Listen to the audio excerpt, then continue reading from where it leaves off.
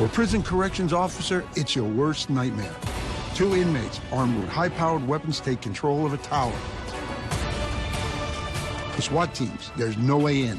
For single mom Lois Fraley, a nightmare is about to begin, and there's no way out. First, I was a sniper, then a negotiator.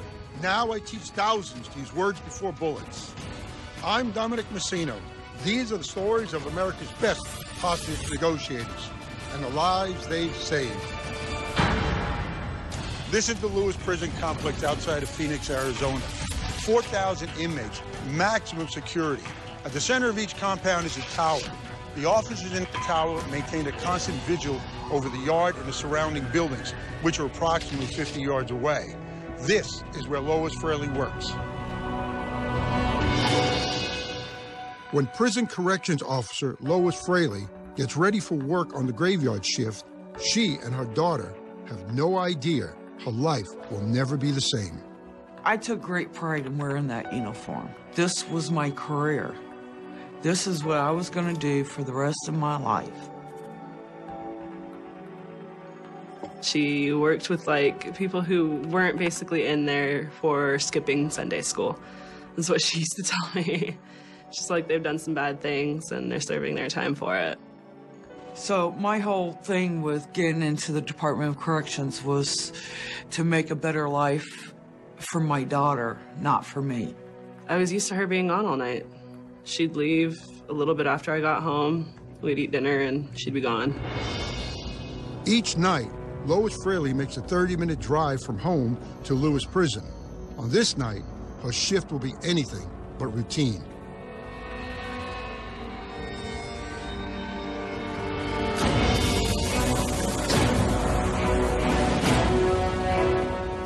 In a prison kitchen, 2 inmates execute a plan they have been designing for years.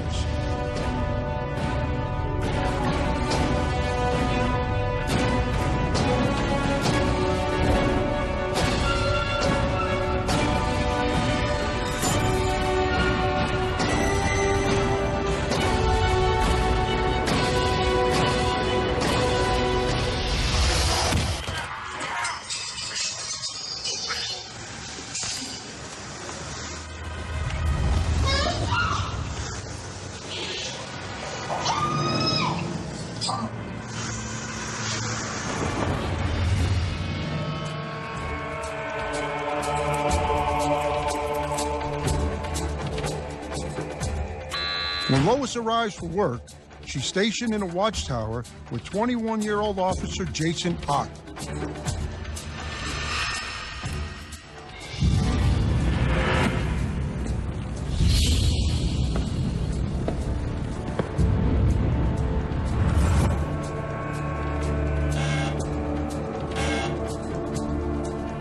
A buzz came over the intercom for the control panel, and I was like, well, who's that? Jason looked down and saw a uniform. Jason assumes the uniformed man is a kitchen officer who routinely visits the tower.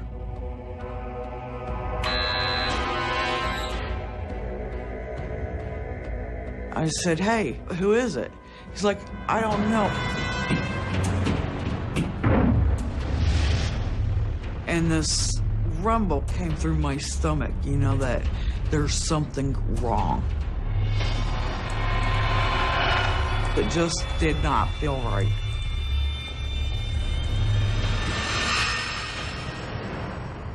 I'm hearing somebody come up the staircase. I'm hearing this clink, clink, clink. And I'm like, well, that's an odd noise. Here's this guy that I'm thinking is an officer, pulls out this 30-inch industrial paddle that they use in the kitchen and rears it back. Yes, sir, I don't know. See, did you?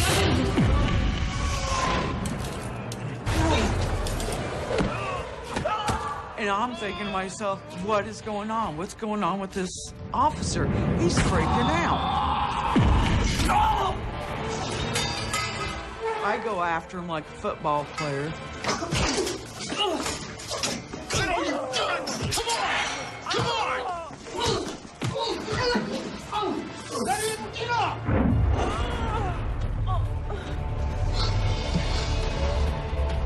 I've got blood running down my face, and he looks me dead in the eyes and tells me, "You shouldn't have got complacent, bitch." Turn over. Come here. By this time, I figure, okay, I don't think this is an officer. This has got to be an inmate. The attacker is inmate Ricky Rooster Wassenaar, serving 28 years for robbery and assault.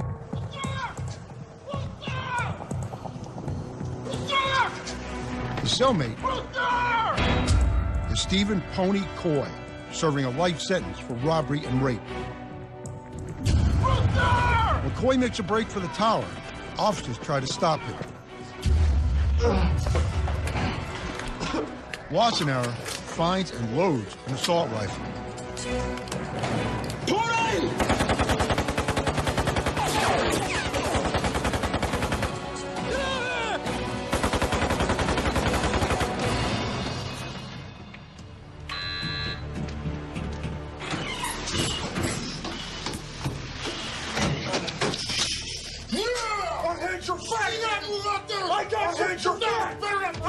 Now 2 inmates control the tower and the hostages. We gotta cover up these windows.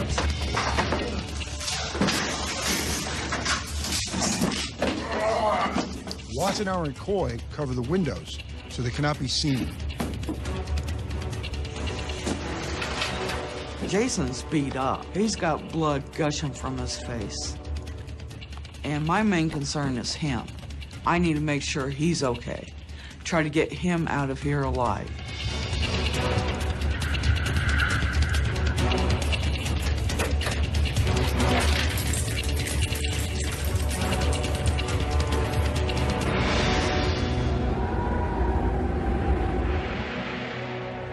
By 5:30 a.m., Lewis Prison is on lockdown.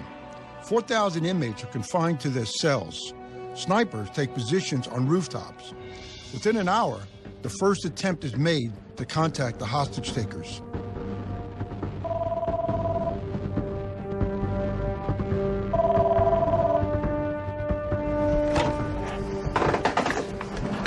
Good morning.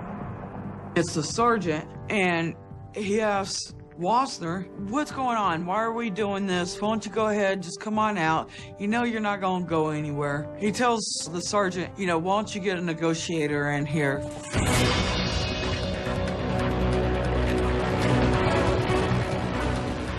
When a crisis response team arrives on the scene, this is the setup. We have the tactical command center, where we have the negotiation commander, the bosses, all the decision makers. Then we have the negotiation set up. Here we have the primary negotiator who does all the talking. We have the coach, who's their partner. Then we have the scribe, who keeps a chronological log of all proceedings, and we have the float. Float's job is to do interviews and gather intelligence.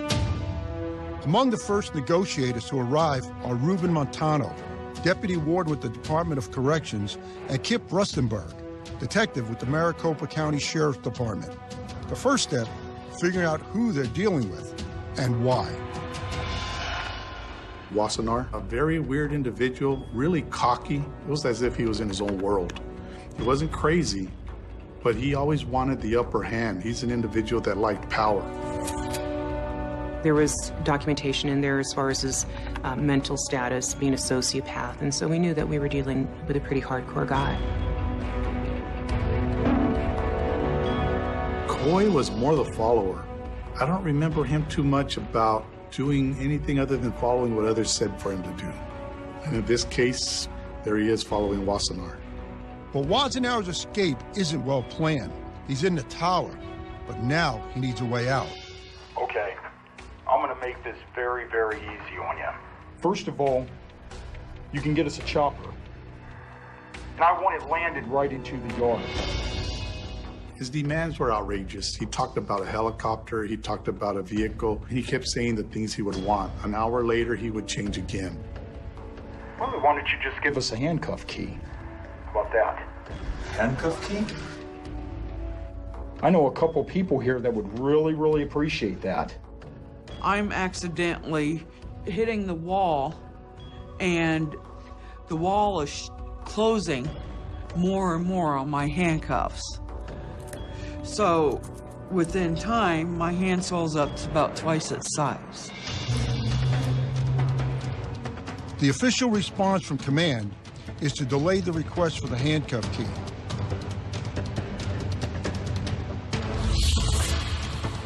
Wassenaar waits for a decision and heads up to the observation deck.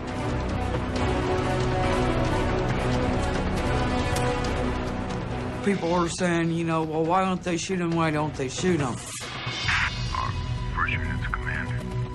I have the perfect sights right now. Well, Wassenaar had made it very clear from the beginning that if one of the inmates were shot, the other one would shoot the hostage.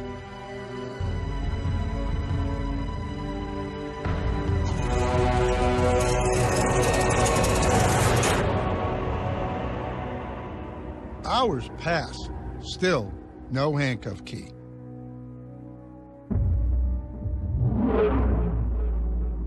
I'm frustrated because, you know, I'm thinking it's supposed to be like a movie. You know, they're gonna come in, they're gonna blow the place up, I'm gonna walk out, Jason's gonna walk out, the inmates are gonna end up dead.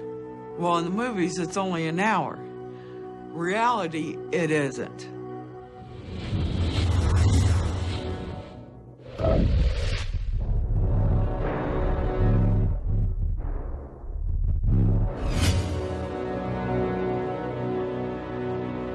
For Lois Fraley, the nightmare only gets worse. Wassenaar orders Coy to take Jason downstairs. It's time to go. Oh my God! Come on.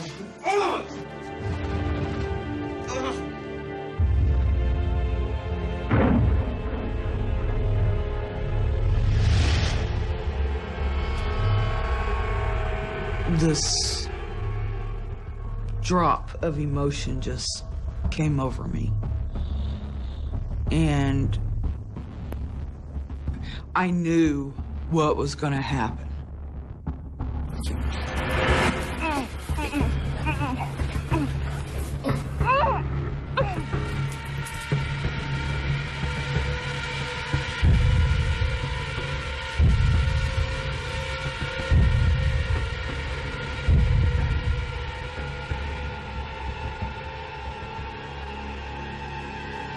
After Wassenaar raped Lois, he tells Coy to take her downstairs.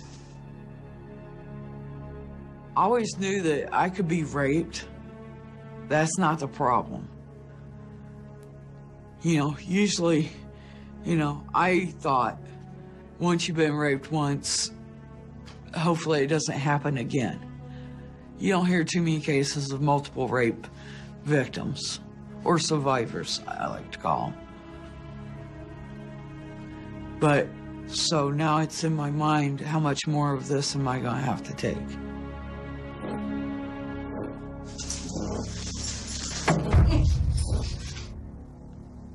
And I'm like, Coy, you don't have to do this. Don't do this. And he's like, you wanna make it harder, or do you wanna just do it? So that's when I get sexually assaulted by inmate Coy.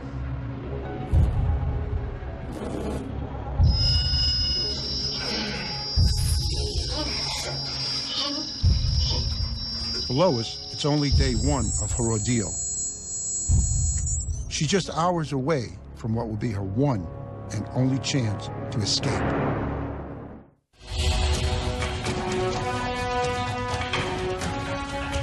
SWAT team determines there's no easy way to deliver items to the tower, so they decide to use the robot. This robot is the same type of robot used by bomb squads to defuse bombs. The robot delivers food and a radio. This is a good idea until Wassenaar believes the radio is bugged.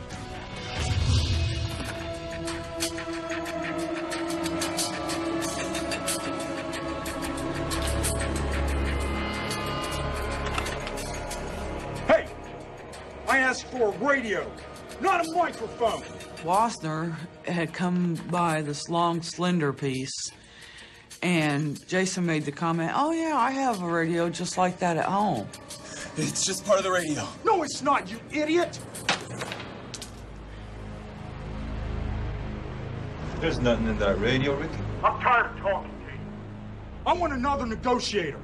I'm a man of my word, and I want to talk to somebody whose word means something. You're fired.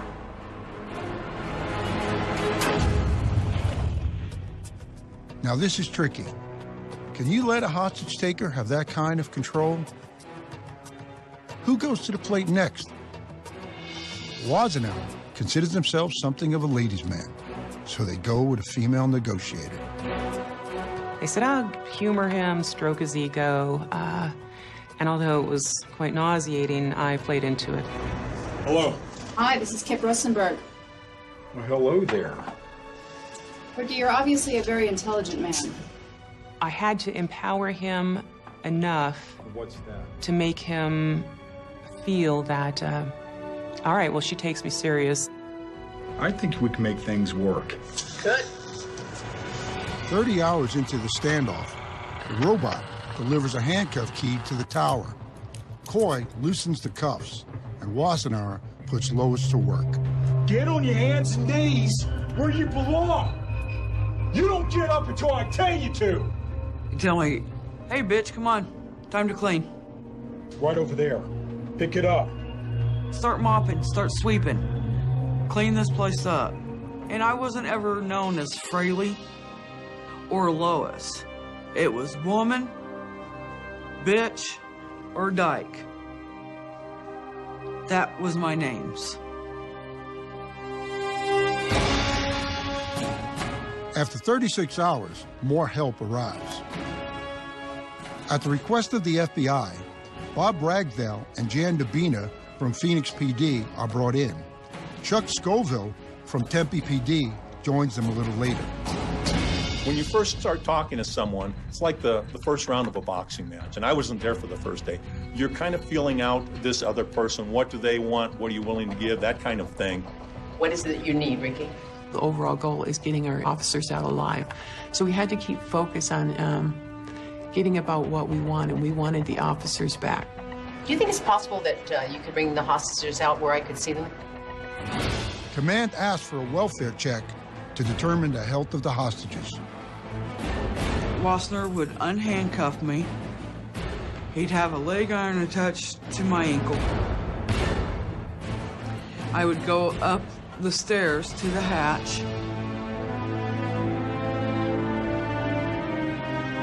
And I was only allowed to be seen from my chest up. SWAT teams have clear views of Lois and Jason. They can see they've been injured. Negotiators make Wassenauer and Coy an offer they don't expect. We have a proposal for you. I think you'll like it. We can send both of you to different prisons out of state. What do you think about that? We thought that possibly an offer of an interstate compact transfer might be of enough value to get them to trade for the hostages and resolve the situation. I don't trust you, and we're not going with it.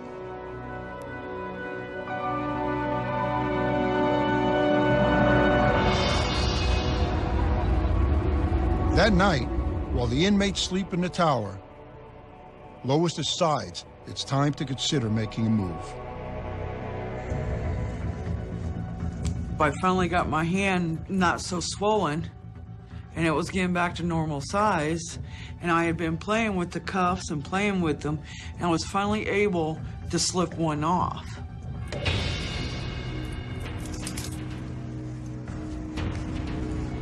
For Lois, freeing one hand creates a rush of adrenaline. She knows this may be her one and only chance to escape. And my plan is I grabbed the shotgun from inmate Wassenaar, who's probably about 10 feet away. It's already, cocked and ready to go. Shoot inmate Coy, do about face, and shoot inmate Wassenaar. That was my plan.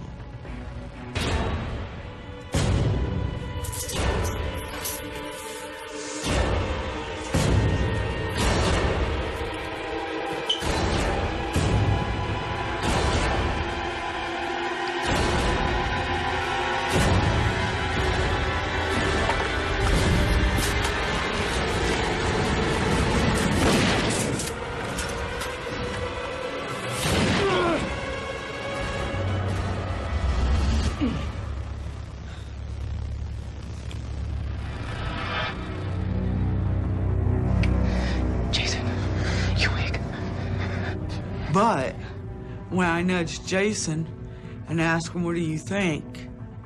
He told me that he didn't think that was wise. Just about killed him. So I chose to put the handcuff back on.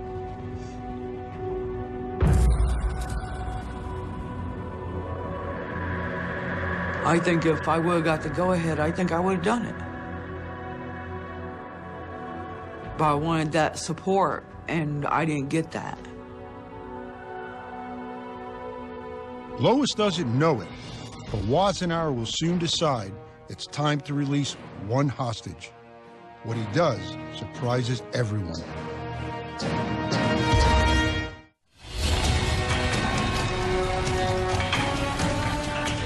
While negotiators are busy doing their job, the SWAT team is also busy doing theirs. They cut a hole in the fence, which they know they may have to use later on. This is a risky move. They cut the fence. What? They cut the fence! Son of a... He grabs his shotgun, and he calls back up to the negotiator, and he starts yelling and screaming. He's like, you know, I'll kill both of these people. I'm gonna kill everybody in here! I'm gonna take both these guys out! Did you hear me?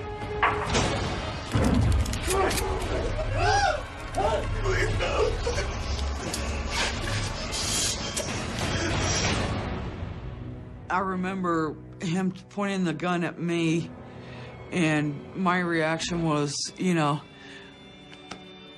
I'm already dead, so go ahead. You know, I have no fear. I'll pull your head off! You understand me?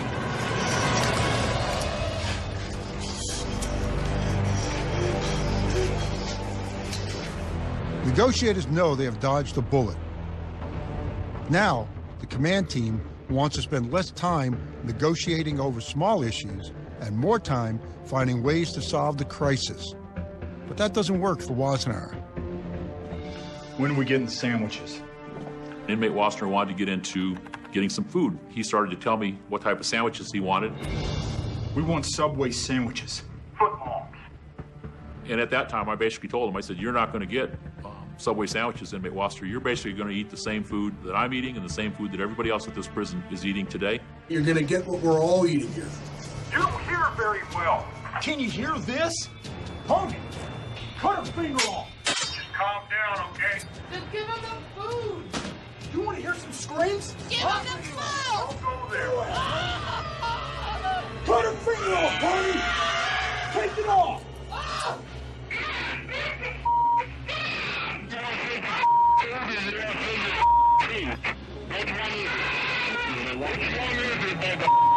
I'm just yelling and screaming in the background, stop. That hurts, it hurts, it hurts. My thought was that Inmate Wassenaar was going to be killed instantly if he were to cut Lois Fraley's finger off. Brewster, stop! We'll work it out.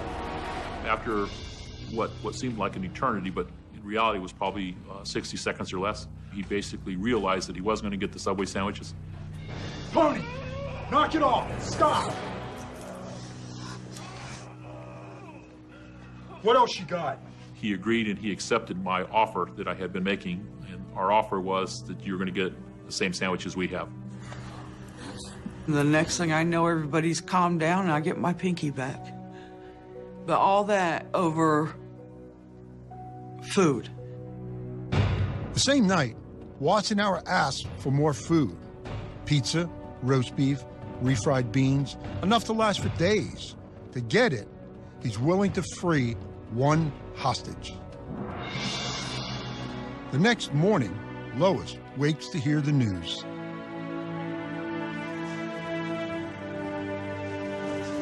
Today is your lucky day. You're going home. Are you serious? Yeah, I'm serious. My heart just fell. It was just, you know, why does he get to go? Why not me? I've got a child. I'm a female. Aren't females supposed to get out first? And then, you know, this reality sets in. Who are you going to take care of now?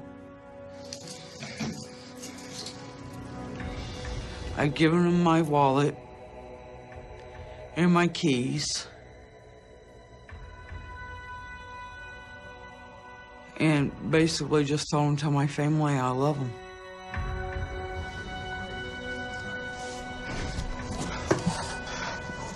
One.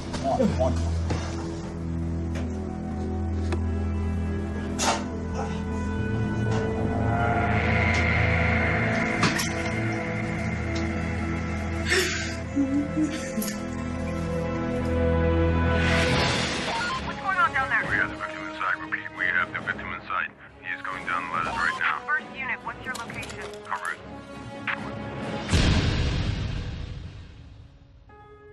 For Lois, being alone with the two inmates makes the nights even longer. Several times I thought about committing suicide. I had my badge on and I was like, well, you know, I could just take this and rip my veins out and this will all be done. And I had a lighter. I said, well, I can set this thing on fire. And then it'll be over and done with. You know, they'll have to evacuate or we'll just stay here and burn.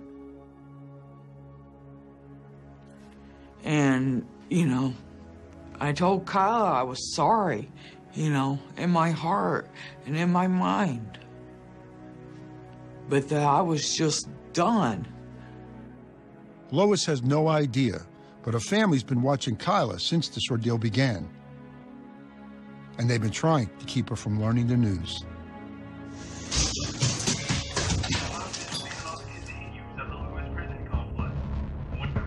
My cousin had tried to turn on the TV, and my uncle and his wife had ran into the room. We were like, what are you doing? Turned off the TV really quick, and of course it was on the news right off the bat. And we only heard like a little bit, like just a few words. And they took my cousin into the room and started yelling at her.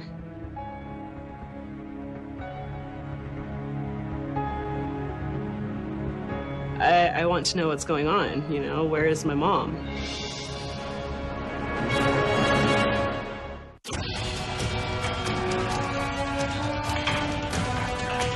While Jason is receiving medical attention, he explains that Wassenaar has locked the door using handcuffs. This creates a major problem for Tactical if they decide to go in.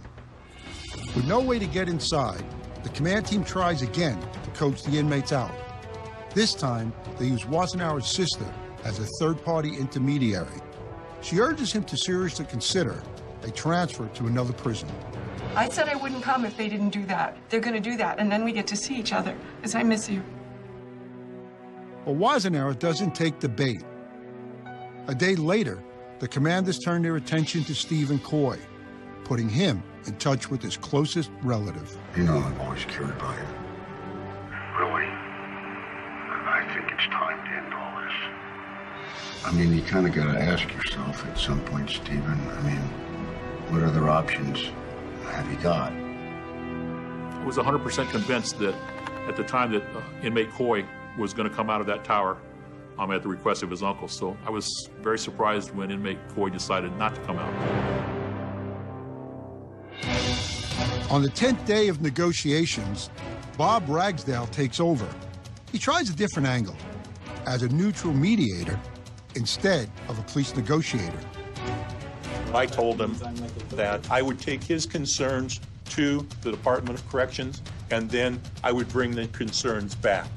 And I would be the pipeline for that. Ragsdale slowly builds a bond with the hostage taker by arranging a good faith delivery of hygiene items. He wants to establish a genuine trust. The best negotiators are better listeners. People in these incidents want to tell their story.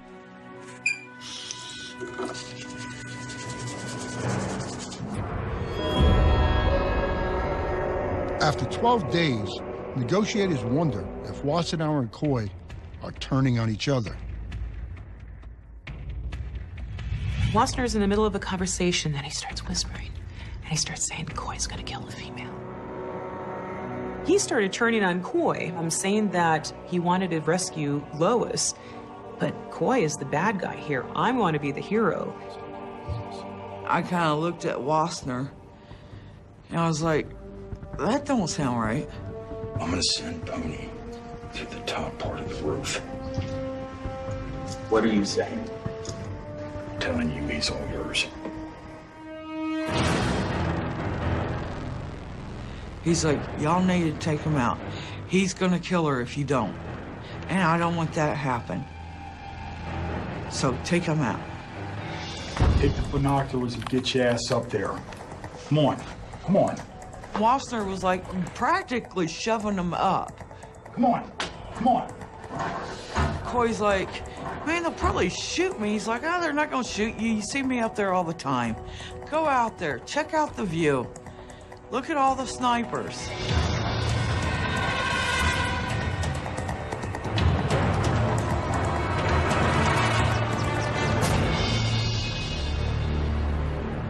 He's up on the roof now. You gonna do something or not? Lo and behold, Coy comes out on up on the observation, the 3rd level.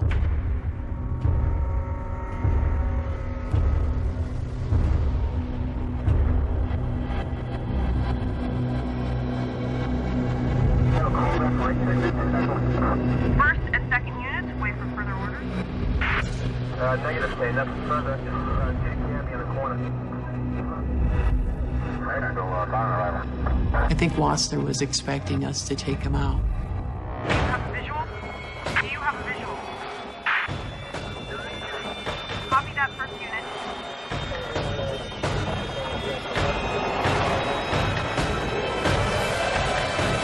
Yeah, he should be up there for a couple minutes. We were talking to Ricky Wassenaar, saying, close the hatch. Don't let Coy back down. Take Lois downstairs. Protect her. We offered 4 options that would have made her safer and probably give us some direction, and he couldn't do them.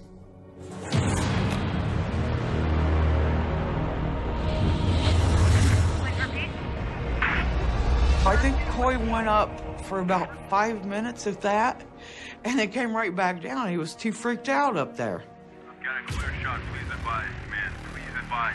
A clear shot. Stand down. All snipers stand down. To this day, I'm not sure that anybody knows what was going on between inmate Coy and inmate Wassenaar at the time. It's kind of one of those unsolved questions or unsolved mysteries still today.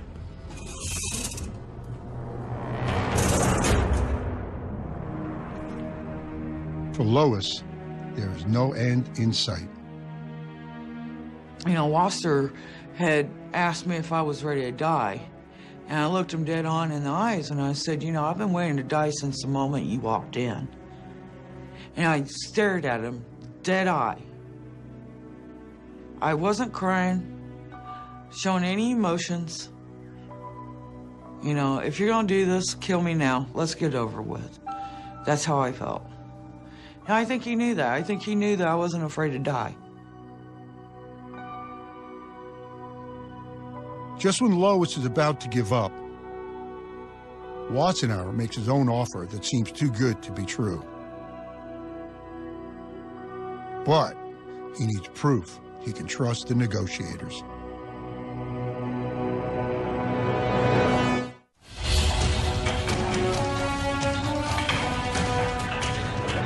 After 2 weeks of tense negotiations, the command team decides to amp up the pressure.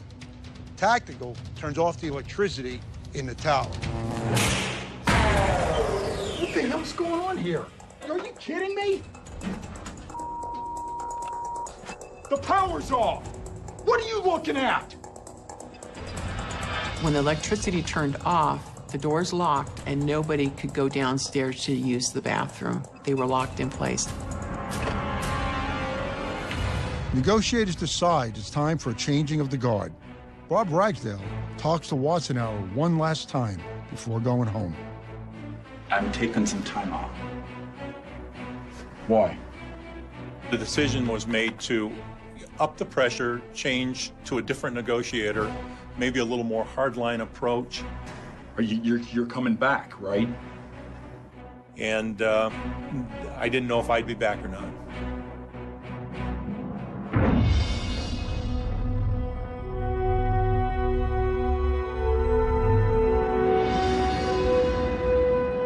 The next morning, Lois sees a mood change in Wassenaar.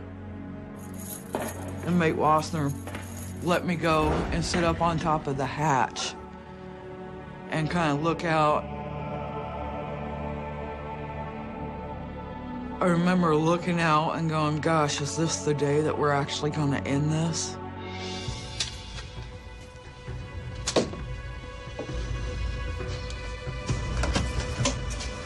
Me and Pony have been talking.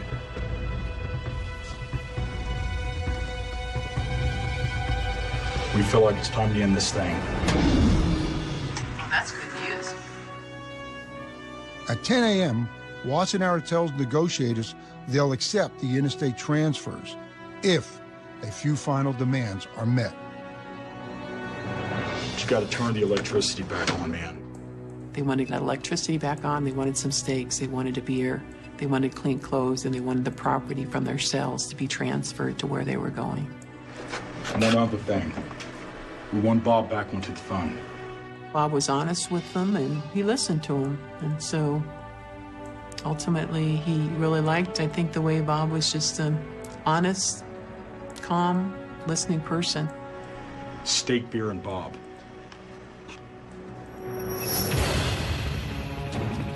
Ragsdale is flown in by helicopter from his home 70 miles away. But you gotta turn the electricity back on. As a negotiator, you sometimes have to negotiate not only with the hostage taker or the person in crisis, you need to negotiate with command. It's up to the tactical commander to turn on the power. Can't turn the power back on. It's the only leverage that we have. That's all we have. He will cooperate with us if you just do this one thing. And I said, I really need to explain to you how firm we believe as negotiators, if you turn the electricity on along with these other things because of his word, we really believe it's going to happen today. I trust you. I don't trust them. I trust him. Listen to me. I trust him. God bless Jan. Jan was out there. Jan was our negotiations team leader on the last day. And she went in there.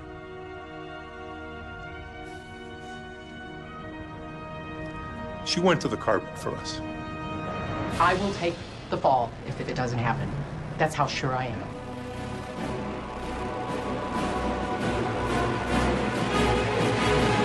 Okay, we'll do it.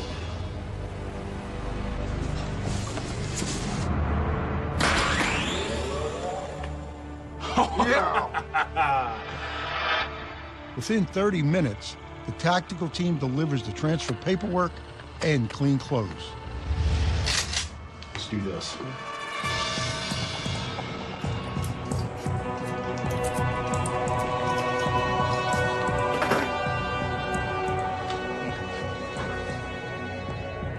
Wassenaar goes down first. I'm in the middle. Coy's behind me. Wassenaar's got the shotgun. And all I'm thinking is, you know, I hope these tactical guys don't do anything stupid.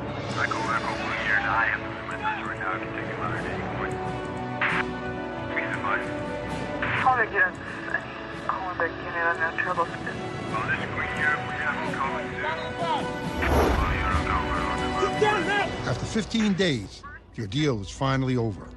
30 negotiators from 7 different agencies reached the goal of peaceful resolution. This incident was like a big boulder. I was the one that was there and struck when the boulder broke. But it wasn't me breaking it, it was everybody breaking the boulder. Both Wassenaar and Coy are transferred to prisons out of state as promised, but not without a cost. Ricky Wassenaar received 16 life sentences, and Stephen Coy received 7 for their roles in the crisis.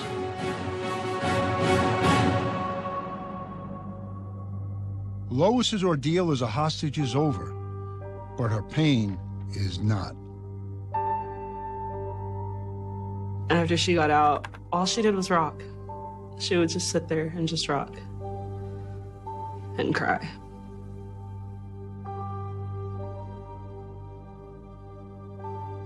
She's getting there slowly now, but it's taken quite a bit of time.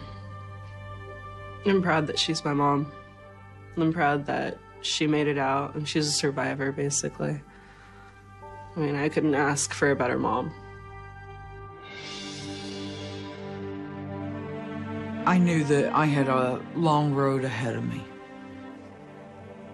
And my hardest thing was, am I ever going to be who I was the day before I walked into that prison? And that's been the hardest, is losing part of myself.